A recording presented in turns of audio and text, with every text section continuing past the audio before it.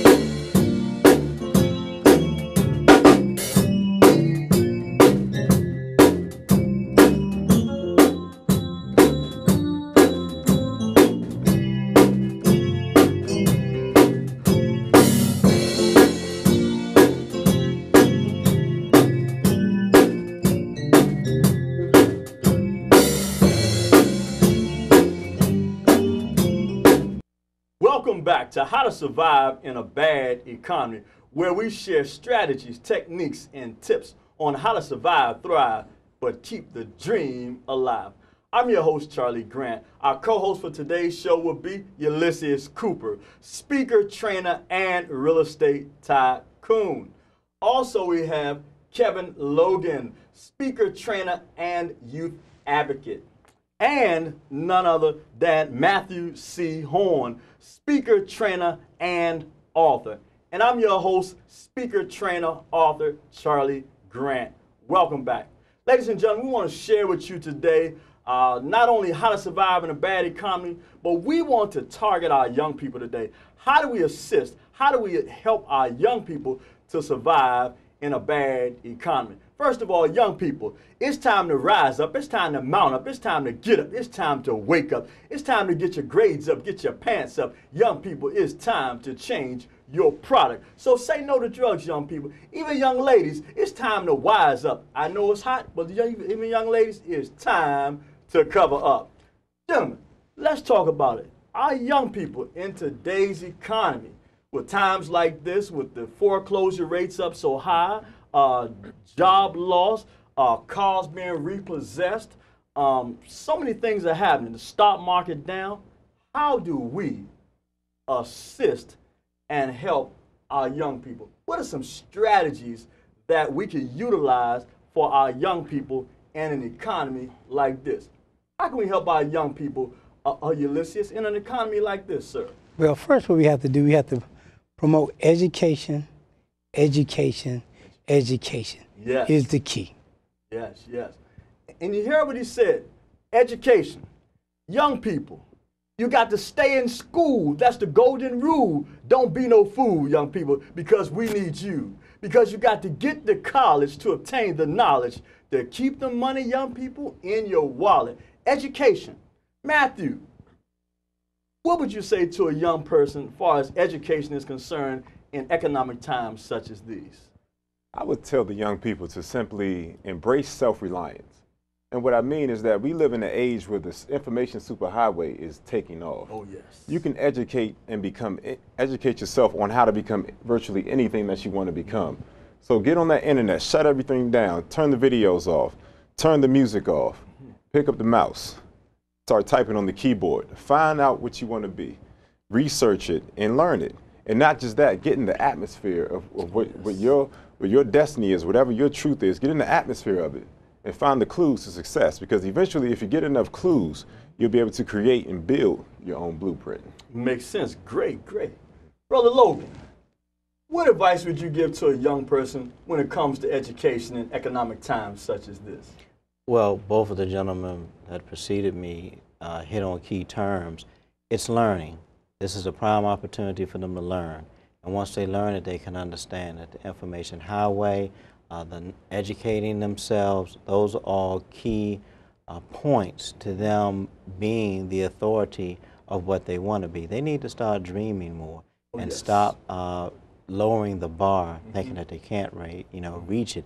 They can reach it. All they have to do is lift that bar up, and they'll realize that they'll reach heights unforeseen. Makes sense, makes sense. Young people, you must realize, young people, you're not Generation X, you're Generation Next. You're not hopeless, you're not at risk, young people. You too can be on the dean's list if you focus, pursue and persist, and then you won't miss, young people. And one day you'll have success just like this. These successful gentlemen right here. Think about it, gentlemen.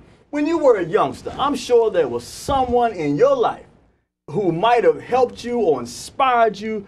Not maybe mom or daddy, but who might have inspired you, Matthew, when you were coming up? Was there somebody in the neighborhood, somebody in the recreation department, somebody who inspired you somewhat when you were young coming up? Well, who inspired me was Dr. Ben Carson. Oh, I can remember being in elementary school reading Gifted Hands. Wow. Cover to cover. And there's one story that still sticks out to me until this day, where Dr. Ben Carson was in medical school and he was flat broke. And he stumbled upon a $10 bill. And what that showed me, even until this day, is that when we take the step without really having to know every answer, that the provisions are on our path. That's right. That's what it's all about, not having to know every answer, but going after what's inside of you and just living your truth and understanding that the provisions are always readily available to us. Fantastic, fantastic. Brother Logan, who inspired you? Who might have inspired you as you were coming up as a young person? Well, I was fortunate enough to have great examples around me in the neighborhood as well as in the school system. So I was able to reach out and touch the individuals right there in the school on a daily basis, counselors who invited me in their office, not because I was in trouble, but just to give me some insight and that true word to their title, give me guidance on directions to head in and avenues to look down to even see if there was something that I was interested in. Great, great. Ulysses, who, my brother, inspired you besides mom and pop? Who inspired you when you was coming up? It might have been that one figure or somebody in the community, in the neighborhood. Well, actually, it was my coaches, Coach John Sneed and Coach Roscoe.